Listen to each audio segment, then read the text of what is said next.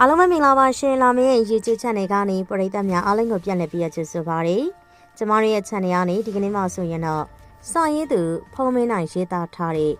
အယူတေလေးနှင့်မွေးရမြေကမဲရှုဟာစာစဉ်23ထုတ်လွှင့်ပေးမှာဖြစ်ပါတယ်။ပရိသတ်များအားလုံးကဇလန်းလေးကိုနားဆင်လို့အားပေးပါအောင်နော်။ကဲငါစစ်သည်ငါဘရင်အခုလောလောဆယ်တာဝန်တစ်ခုရှိနေသေးလို့ငါစစ်တီဖေရွာလေးကိုဝင်ကြည့်ရောက်ကွယ်ကျုပ်တို့ရွာအနောက်ဘက်ကတောဆက်ကိုရှောက်တော့အရှင်မင်းကြီးကအဲ့ဒီလိုပြောတဲ့ချိန်မှာပဲကျုံလဲသူ့ကိုနားမလည်နိုင်စွာနဲ့ကြည့်ရင်အခုလိုမျိုးပြန်မိတယ်ဟင်ဘာတာဝန်များလဲအရှင်မင်းကြီးကျုံရောက်လိုက်ခဲ့မယ်လေအိုးအေးစီလောငါစစ်တီဒီကိစ္စငါစစ်တီလိုက်လို့မရဘူးကွ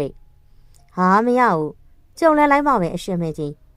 ကျုပ်တယောက်ထဲတော့ရွာလေးကိုမဝင်နိုင်ဘူးဗျာဟူငါစစ်သည်ဒီလောကမှာတာမန်လူတွေမရောက်တဲ့အရက်မရောက်နိုင်တဲ့အရက်ဆိုတာရှိသေးတယ်ကွကဲကဲဒါတွေပြောလို့ငါစစ်သည်နားလဲမှလည်းမဟုတ်ဘူးအခုငါပဲရင်ငါစစ်သည်အတွက်တောင်းဝင်တစ်ခုအပ်ရအောင်မေအဲ့ဒါဒီညမဲရှိုးပါစီကိုတော့ပြီးအကျိုးအကြောင်းပြောပြထားလိုက်ကွတိတ်မကြခင်တိုင်နဲ့ပြန်ရလိုက်မယ်ဟိအရှင်မေကြီးကအဲ့လိုပြောပြီးလက်ဖြောက်တစ်ချက်တီးလိုက်တာချက်ချင်းဆိုသလိုကျုပ်ရှိကနေပြောက်ွယ်သွားတယ်ဗျဒီတော့ကျုပ်လည်းအရှင်မင်းကြီးကိုအကြိမ်ကြိမ်အော်ခေါ်နေမိတယ်နောက်ဆုံးသူထွက်မလာတော့ဘူးဆိုတော့မှရွာနောက်ဘက်တောလန်းကနေတဆင်းအရှင်မင်းကြီးရဲ့ကန်းနှပြဆင်ရက်လေးရှိရာရှောက်လာခဲ့လိုက်တယ်သူပြောဖို့အရာဆိုရင်တော့ကျုပ်ဒီကြောင့်တော့တိုင်နှံမရှိတာကိုသွားရလိမ့်မယ်ဆိုတာကသိကြနေပြီဗျာဒီလိုနဲ့ရင်နှွေးတအုပ်တဲကအချိန်ခဏမှပဲကျုပ်အဝေးကကန်းနှပြဇေယျလေးကိုမြင်နေရပါတယ်ဇေယျဘေးကမြက်ခင်းစိမ်းကွင်းပြမှာလေနွားတွေအများကြီးမြင်လိုက်ရတော့ကျုံလဲဝမ်းသာအားရနွားတွေရှိအောင်ပြေးလာလိုက်တာပေါ့ဒီမှာပဲကျုံနွားကြောင်ရင်ထိုင်နေကြတစ်ပင်ကြီးရဲ့အောက်မှာအိမ်နေကြတဲ့ဆန့်ရွှေနေလှဖြို့ကျုံကအရင်ဆုံးပဲတွေ့လိုက်တယ်ဒီကောင်နှစ်ကောင်ကထုံးစံအတိုင်းနွားတွေကိုပြစ်ပြီးစိတ်ချလက်ချအေးကြတယ်ဒီတော့ကျုံလဲသူတို့စားကြတာနဲ့တစ်ပင်ကြီးအနောက်ကိုခြေလမ်းဖွားဖွားလေးနင်းရဲနဲ့ရှောက်သွားလိုက်ပါရီဒီနှစ်ကောင်ကကာလနဂါးတွေသိလို့ဝင်စားသလားတော့မသိဘူးအဲ့နေရာမှာကျွဲတွေနှောင်ဖုံးနေရဲ့အလား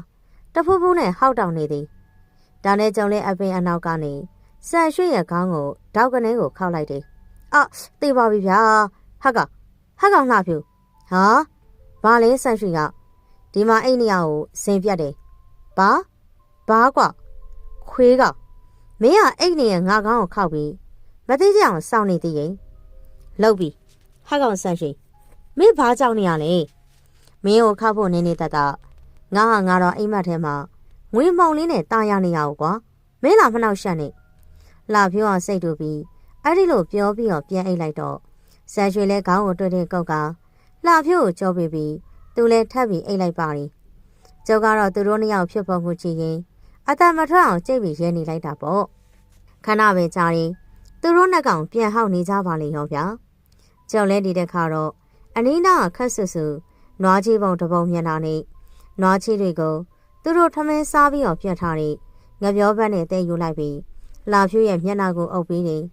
ဒီမှာပဲလှဖြိုးတဲ့ရောက်ငေါက်ကနေကိုကောက်ထိုင်လာတယ်ဘာတွေလဲနွားချီထွီရုံးတာကွာအဲ့လိုပြောပြီးလှဖြိုးတဲ့ရောက်ဘေးမှာအိတ်နေတဲ့ဆန်ရွှေကိုမကြည့်မနှက်ကြည့်ကသူမျက်နှာပေါ်ကနွားချီတွေကိုလက်နဲ့တုံရင်ဆန်ရွှေရဲ့ပါးစပ်ကိုပုတ်ပေးတယ်ဒီတော့ဆန်ရွှေတစ်ယောက်ကတော့အိမ်နေရကပါးစပ်ကိုရှောက်တက်လှုပ်လိုက်နှက်ခေါင်းတရှုံလုံးလိုက်နဲ့မျက်လုံးအစုံပွင့်လာတာလေကျုပ်ကမြင်လိုက်တယ်ဒီမှာပဲမျက်နှာပေါ်မှာနွားချီပိတ်ပြီးရုပ်ပြက်ဆင်းမြက်ဖြစ်နေတဲ့လှဖြိုးကိုမြင်လိုက်တော့အောင်မလေးဗျာတရေဘာတရေလေမင်းရောက်ဖလှဖြူကွာမင်းကငါမလုပ်ဘူးဆိုတာကိုဘာလို့ငါမျက်နှာနွားချင်းနဲ့တောက်တာလဲဟက်ကဟင်မင်းဘာတွေပြောနေရလဲငါဘာလို့မင်းကိုလုံးရမှာလဲကွာဒါနဲ့ငါပါဇက်ကမင်းငါ့ကိုလုံးလို့ငါပြန်တုံးလိုက်တာလေဘယ်နဲ့ကွာကိုယ်လေကြမှာတိတက်နေပြီလားဒါဆိုငါပါဇက်ကပေးနေရနွားချီတွေ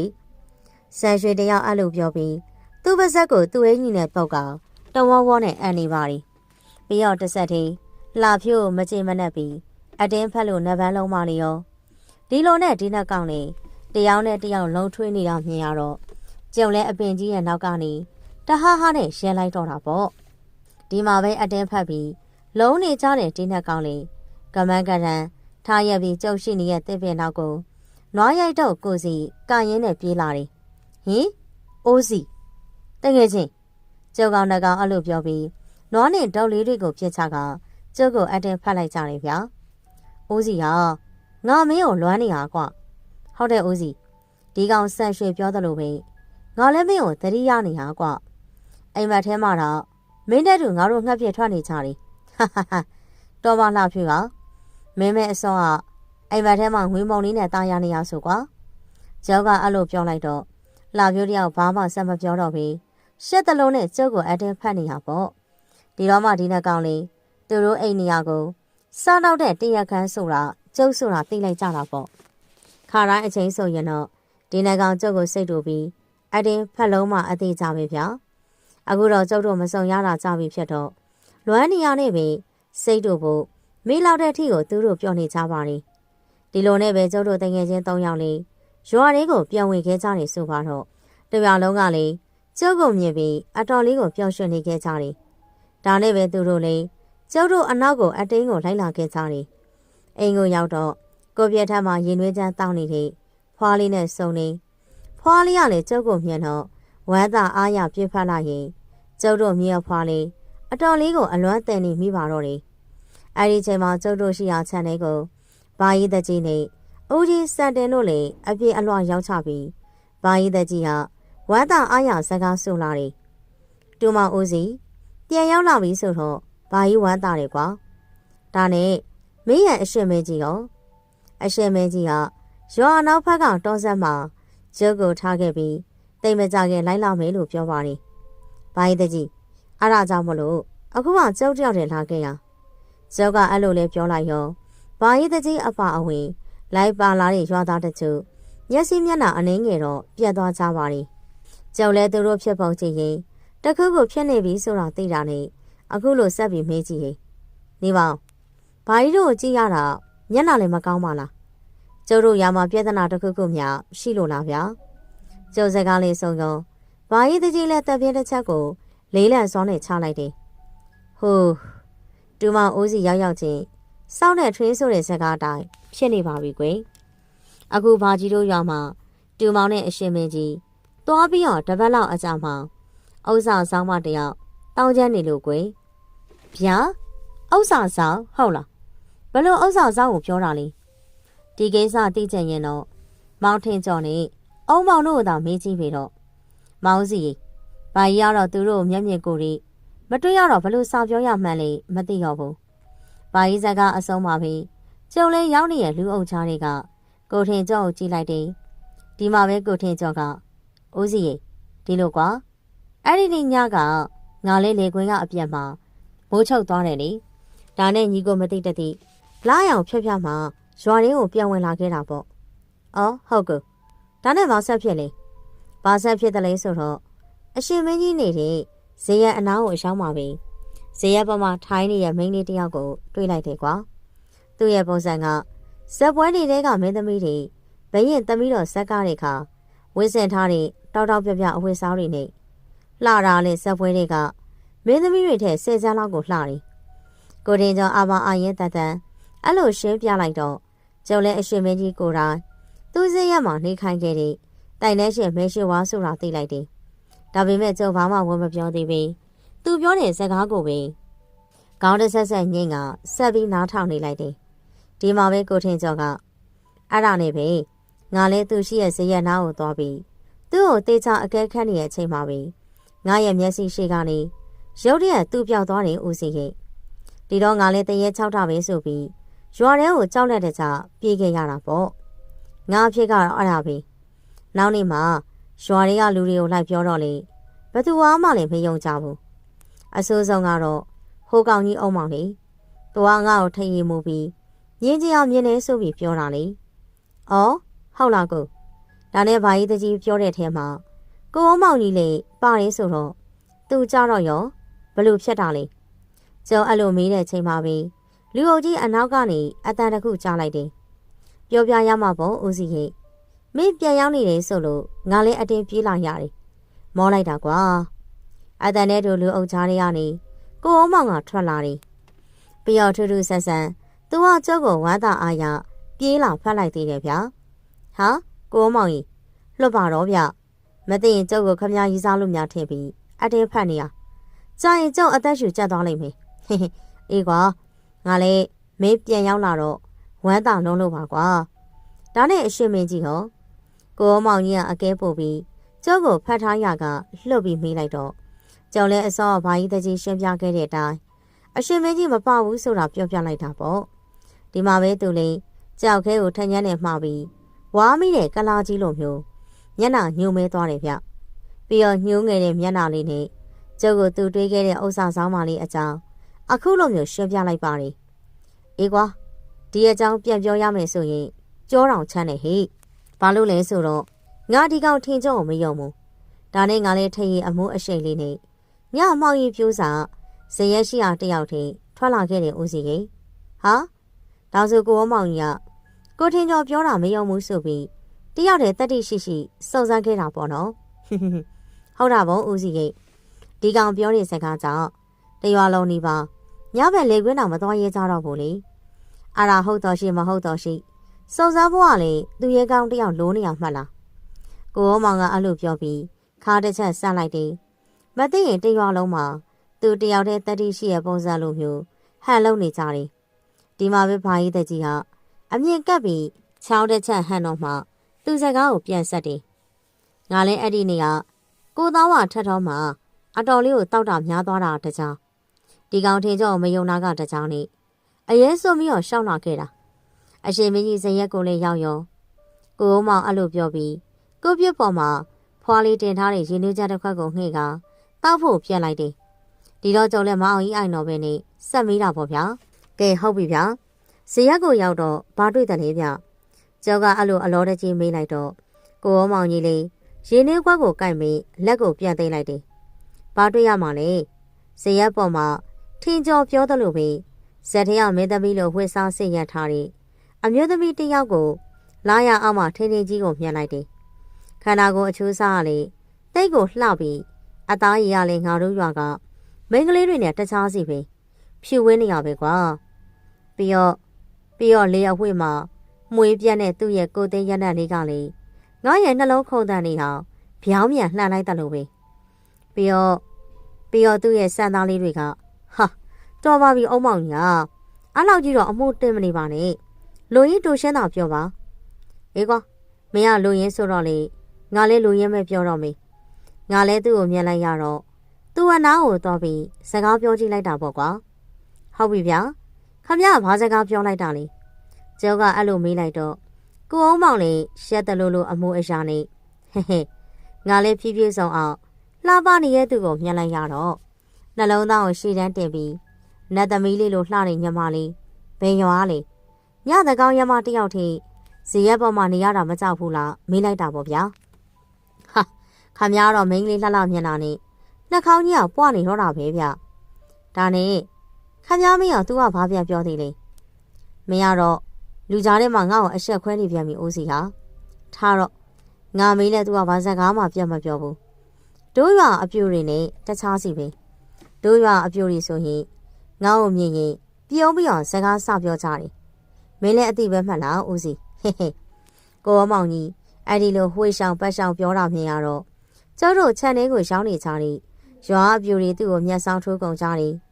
ကျုပ်ဆိုရင်လေသူ့ကိုအတော်လေးကိုစိတ်မရှိတော့ဘူး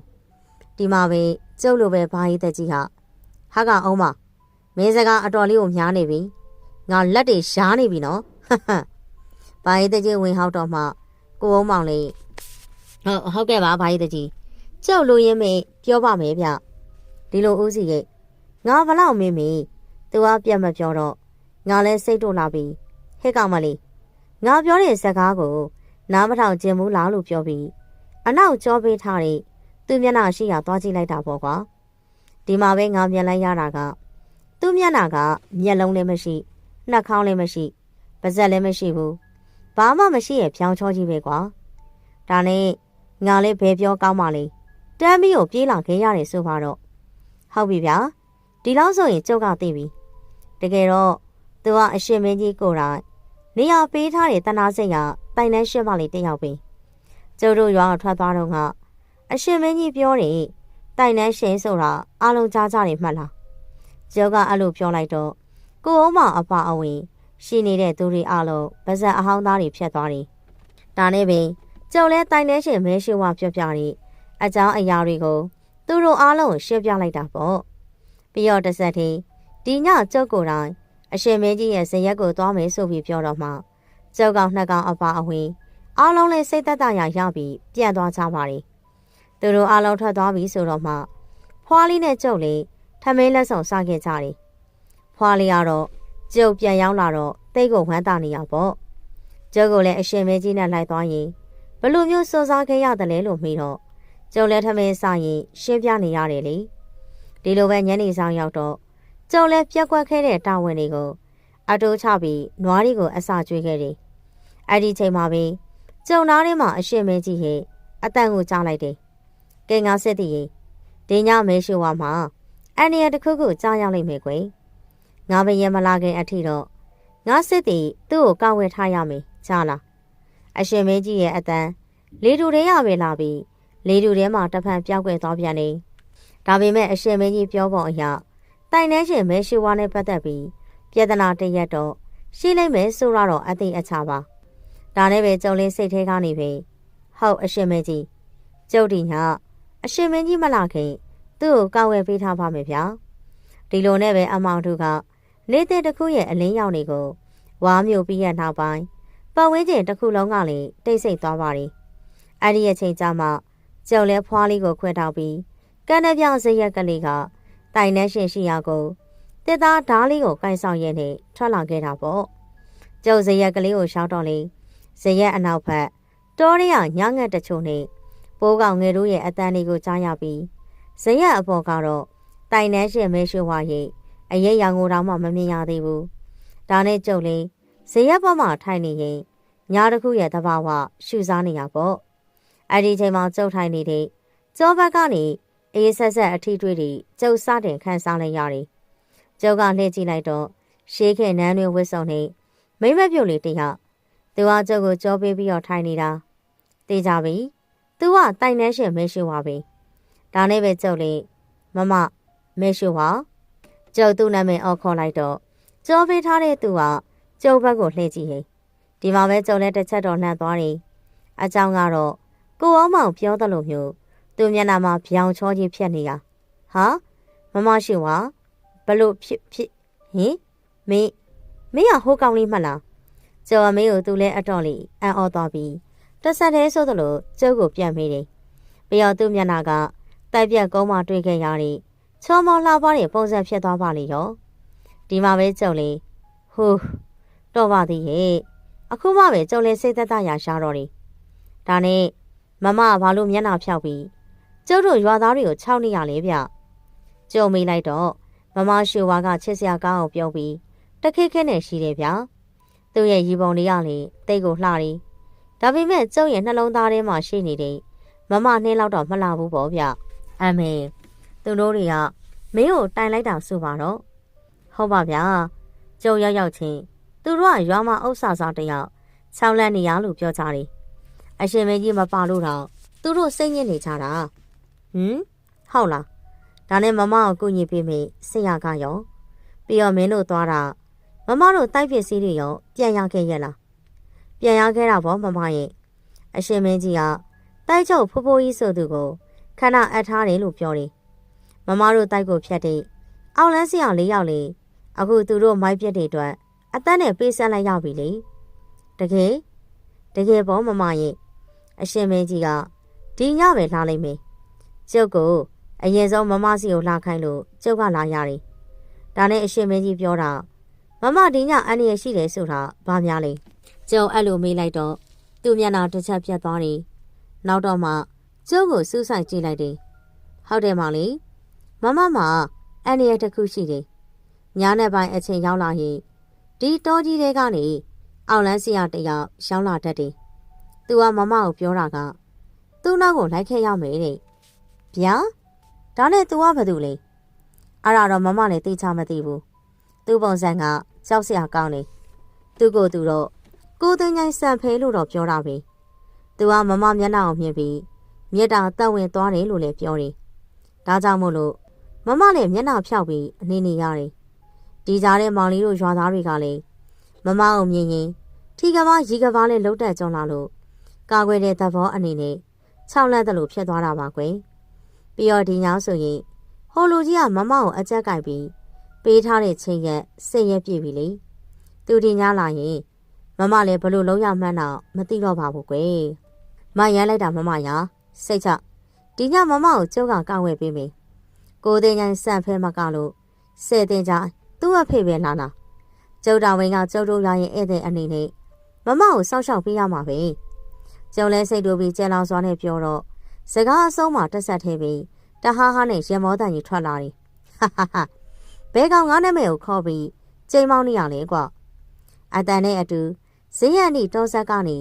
လူတယောက်ကထွက်လာတယ်သူ့ပုံစံကအတော်လေးထိတ်လန့်စရာကောင်းပါတယ်သူ့လက်ထဲမှာလေးဘလူးကောင်းရုံးနဲ့တောင်ဝေးကိုကိုင်ဆောင်ထားပြီးမျက်လုံးတွေကလည်းမိခဲလို့နေရဲတယ်သူ့အသက်က40ကျော်ခန်းတော်ရှိမယ်ထင်ပါတယ်တကူလုံးမှလေးဆေးမင်းကြောင်းနဲ့ရေးထိုးထားပြီးသူ့လွယ်အိတ်ကြီးတွေကနေလေမိခိုးငွေတွေထွက်နေတယ်လို့ပဲသူ့ပညာကလည်းဒီပုံစံအတိုင်းဆိုမသိလောက်ဘူးဗျသူ့ကိုမြင်တော့မမရှူပါလေအတော်လေးကိုကြောက်လန့်နေရပါဒီမှာပဲသူကကျုပ်ကိုကြည့်လိုက်တယ်ဟာကောင်မင်းကဘယ်အကောင်လဲငါမိန်းကလေးရဲ့အနောက်ဘာလို့ကတ်နေရလဲကွာကိုသိန်းချိုင်းစံဖေးကကျုပ်ကိုအဲ့လိုអော်လိုက်ပြီးဇေယျနာကိုရှောင်းလာတယ်ဒီတော့ကျုံလဲချက်ချင်းဆိုသလိုကြောင်နေရဲ့မမရှူပါကိုဇေယျအပေါ်မှာနေစီပြီးကျုပ်ကတော့ဇေယျအောက်ကိုခုံဆင်းနေပြီးတော့ကိုသိန်းချိုင်းစံဖေးဆိုတဲ့လူကိုစစ်စစ်ကြည့်တယ်အောင်မေဒါကျုပ်ရောခမရကျုပ်ရွာထဲကိုလည်းဝင်သည်ကျုပ်ကများဘာကောင်လဲဆိုပြီးမင်းနေသေးတယ်ကျုပ်ကအကောင်မဟုတ်ဘူးခမရမှာအကောင်ဘာကောင်လဲဆိုတော့အယုတ်တမကောင်ဟာဟာဟာကျုပ်လည်းရေမောပြီးသူ့ကိုစကားအရာမှာခါတာတာလေးနှက်လိုက်တော့ဒီလူကြီးလည်းအတော်လေးကိုစိတ်တို့သွားပါတယ်ပြီးတော့တဆက်သေးဆိုသလိုဘာကွာမင်းတို့ကလေးတတ်တာမလောက်လေးမလောက်စားလေးကငါ့ကိုစော်ကားရဲတယ်ပေါ့မင်းမသာဒီရွာကနေပဲနေနေဘဲကနေနေကိုသိန်းချိုင်းစံဖဲဆိုတဲ့ငါကမင်းတို့ဒီညပဲအလောင်းချပြစ်မယ်ကွာကိုသိန်းချိုင်းစံဖဲဆိုသူအဲ့လိုပြောပြီးသူ့လက်ထဲကဘလူးကောင်တောင်ဝေးကိုမြှောက်လိုက်ပြီးမန်နာတပုတ်လျှော့လိုက်တယ်ချက်ချင်းဆိုသလိုသူ့နောက်ကနေခွေးနဲ့ကြီးကိုကောင်ဖြက်ခနဲကိုပေါ်လာတယ်ခွေးနဲ့ကြီးတွေကလည်းကြီးချက်ကတော့သူ့ပကုံးအရွယ်အစားနီးပါးကြီးကိုရှိနေတာဒီလိုပဲမျက်လုံးကြီးတွေကစိတ်ဖက်ဖက်နဲ့တာမန်လူတွေအဖို့မြင်ယုံမျှနဲ့လိပ်ပြောင်လွှေးစေနိုင်လောက်တဲ့အထိပါဒါပေမဲ့ကျုပ်ကတော့နည်းနည်းလေးမှမတုံလောက်တာမြင်ရတော့စက်ပဲဆိုသူလေးတောက်တစ်ချက်ခောက်လိုက်တာခွေးတွေကကျုပ်စီကိုအရှိန်ပြင်းပြင်းနဲ့တဲ့တဲ့ကြီးကိုပြေးလာတယ်ဒါနဲ့ကျုပ်လည်းအရှိန်မင်းကြီးပေးထားတဲ့တဲ့သားဓားလေးကိုကြစ်ကြစ်စုပ်ကိုင်မြှောက်လိုက်ပြီးညာဘက်ကိုခုတ်ချတယ်ဟဲ့ပြက်ဆန်ကျုံအဲ့လိုအမိန်ပြန်လိုက်တော့ဓားထိတ်ကနေအလဲရောင်ကိုကိုထွက်လာပြီးပြေးဝင်လာတဲ့ခွေးတွေကိုထိမှန်သွားတော့ခွေးတွေအလုံးကျုံအနာမရောက်ခင်မီပျောက်ကွယ်သွားတယ်ဗျာ။အော်မင်းရလေဘယ်ဆိုးလို့လဲကွမတော်တစ်ခေါက်ပညာလေးတော့တက်သွားပြီ။ဒါပေမဲ့မင်းငါ့ကိုတော့မနိုင်ပါဘူးကွာ။ဟာဟာဟာစံဖဲဆိုသူက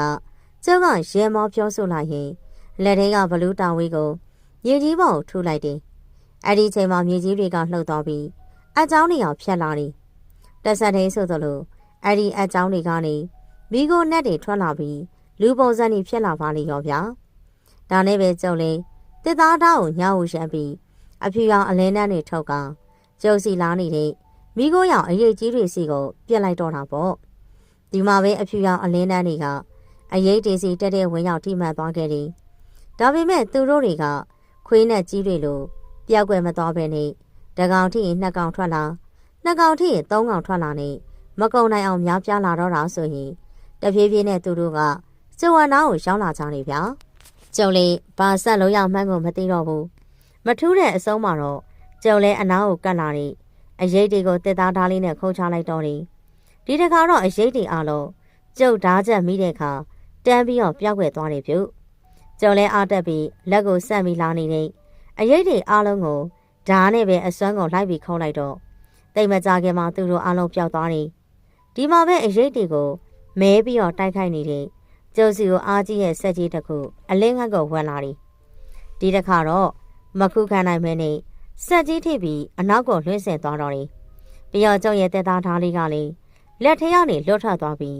ကျုံနဲ့ဆယ်ပေခန့်အကွာမြေပြင်ပေါ်မှာရောက်သွားပါလေရော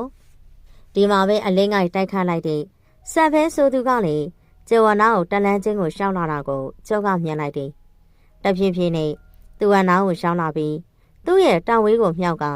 ပြန်မထနိုင်တဲ့ကျုပ်ကိုတခါနဲ့အဆုံးသတ်ဖို့ပြန်လိုက်တယ်အဲ့ဒီအချိန်မှာပဲရက်ဆက်မိတ်စာအတန်နဲ့တူရွှေရောက်အလင်းနဲ့တခုဇရက်ပုံကိုဖြတ်ပြီးကျုံနဲ့ဆန်ဖဲဆိုသူအနားကိုရှောင်းလာတယ်ပြီးတော့လဲကြောင်းနေတဲ့ကျုံအရှိမရက်နေတာကအရှိမဲကြီးသူရှောင်းလာပြီသူလက်ထဲကဝက်စိမ်းတုံးလေးကိုမြှောက်ပြီးဆန်ဖဲကိုစိုက်ကြည့်တယ်ငါစစ်တီကိုဘာလို့နောက်ရှက်နေရလဲကိုတဲ့ညိုင်းဆန်ဖဲလာပြန်ပြီမရရောဘယ်ဟာကောင်းလဲငါနာမည်ကိုတောင်သိနေတယ်ဆိုတော့ငါအเจ้าကိုလည်းသိမှာပေါ့ဟာဟာဟာအိုးငါမိုက်သားငါဘရင်ကိုမသိဘူးလားဒီရဲ့ရက်ကငါဘရင်ရဲ့နှဲမီဒီတိုင်နဲ့ရှင်းမလေးကငါဘရင်ရဲ့ဧည့်သည်မင်းသူ့ကိုဘာလို့ချင်းချောင်းနေရလဲငါတိုင်နဲ့ရှင်းမကိုချစ်လို့ပဲသူ့ကိုငါအနားမှာထားခြင်းနေချစ်တယ်ဆိုတော့အတင်းအကျပ်မဟုတ်ဘူးသူ့စိတ်ဆန္ဒကိုလေးစားရမယ်အရှင်မင်းကြီးကဝက်စိမ်းတုံလေးကိုမြေကြီးပေါ်မှာထူလိုက်တယ်ရွှေရောက်အလင်းနဲ့နေထွက်လာပြီးစံဖဲကိုရက်ပတ်သွားတယ်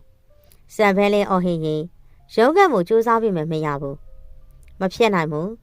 ငါရဲ့ကိုသိန်းရိုက်ပညာတွေဘာလို့အလုံးမဖြစ်တာလဲအကြောင်းကတော့မင်းရဲ့ပညာကအမောင်ဘက်က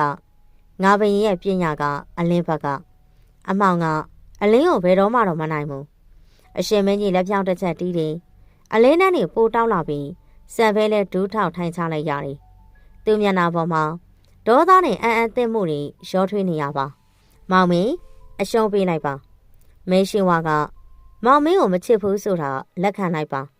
ပြီးတော့သူကအခုသူ့ထောင်နေပြန်ရတော့မေတိုင်နေရှင်လူဘဝပေါင်းဆက်ဖို့က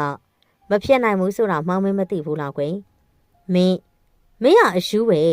အယူအေးသိပြီဒါဆိုရင်မင်းကမောင်ကုန်းရွာက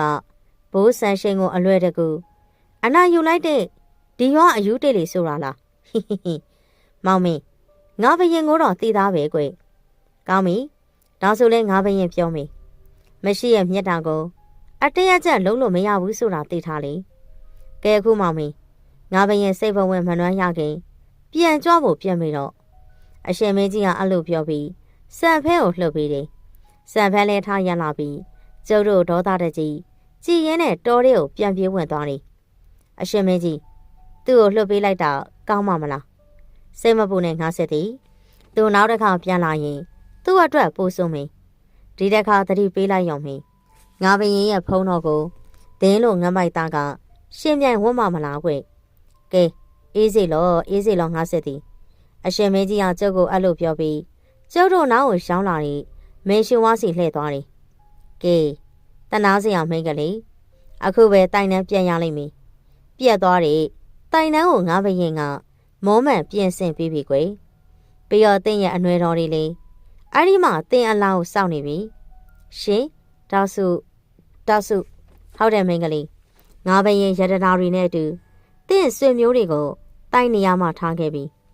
ငါဘရင်ရဲ့မျက်တာအစီရနဲ့နောက်တစ်ခါဘသူမှတင်းတို့တိုက်ကိုမဖောက်နိုင်တော့ဘူးကွအရှင်မင်းကြီးအဲ့လိုပြောလိုက်တော့တိုင်နှဲရှင်မဲရှင်ဝါလေးအရှင်မင်းကြီးကိုလက်အုပ်ချလို့ရှ िख ုကတော့ကကျုပ်ကိုနှုတ်ဆက်ပြီးပျောက်ွယ်သွားပါလိမ့်ရောဗျာဒီမှာပဲအရှင်မင်းကြီးကအိုးငါပြည်သူတို့ငါဘရင်ပြန်လာပြီမနဲ့ရောင်နေရထွက်မှရွှေထက်မြတ်တဲ့မြစ်တာဓာတ်တွေကိုဖြန့်ချင်းမင်းလေပြင်းနဲ့တူနှွေးထွေးချင်းကိုစောင့်ကျင်လို့ငါပြည်သူတို့အရှင်မမိဘတပ်ဖွဲ့စောင့်ရှောက်မယ်ဟိအရှင်မင်းကြီးကတော့ထုံးစံတိုင်းကျုပ်တို့တရွာလုံးကိုသူပြန်ရောက်လာကြောင်းကြွေးကြော်ပြီးတစ်ဆက်ထဲမှာပဲဇရက်ပေါ်မှာကွေးပြီးအိပ်ပါလေရောဒီတော့ကျုပ်လည်းအရှင်မင်းကြီးအိပ်ဆက်နေကမနှောက်ရှက်တော့ဘဲနဲ့အိမ်ကိုပြန်လာခဲ့လိုက်တော့တာပေါ့ဗျဒီလိုနဲ့ရွာလေပိုင်းတန်နေရရောက်မှာတော့အနောက်ကလိုက်လာပြီးခြေတံတစ်ခုကိုလည်းကြားလိုက်ရတယ် ကျုပ်ကလှည့်ကြည့်လိုက်တော့ခြေတံရှက်သွားတယ်။ဘာအရေးရောင်အစနာမှကျုံမတွေ့ဘူး။ဒါနဲ့ပဲကျုပ်လည်းအရှင်းမင်းကြီးကျုပ်တက်တီကိုစမ်းသပ်နေရပဲဆိုပြီးအမှုမဲ့သဘောထားပြီးလဲမကြည့်တော့ဘဲနဲ့ခြေလမ်းကျဲကျဲရှောက်လာခဲလိုက်တော့တာပေါ့ဗျာ။ဟုတ်ကဲ့ပါရှင်။ကျမတို့ရဲ့ channel ကထုံးလေးတင်ဆက်ပေးခဲ့တဲ့အယူတေးလေးနဲ့မွေးရမြေမမေရှင်ဝါဆိုတဲ့စာစံလေးကတော့ဒီမှာပဲပြည့်စုံခဲ့ပြီဖြစ်ပါတယ်။နောက်လာမယ့်စာစံလေးမှာဆိုရင်တော့အိုးစီနောက်ကခြေတံနဲ့ပတ်သက်ပြီးတော့ဘာတွေများထူးခြားမလဲဆိုတာကိုအယူတေးလေးနဲ့မင်းဆောင်လေးငနီးဆိုတဲ့ဇလန်းလေးကိုဆက်လက်ဆောင်မြော်ပြီးအာဘိနာဆင်မအောင်နော်။အာဘိနာဆင်သူပရိသတ်များအားလုံးကိုကျေးဇူးတင်ပါတယ်။နောက်ဗီဒီယိုလေးမှာပြန်လည်ပြီးတော့ဆုံတွေ့ပါမယ်ရှင်။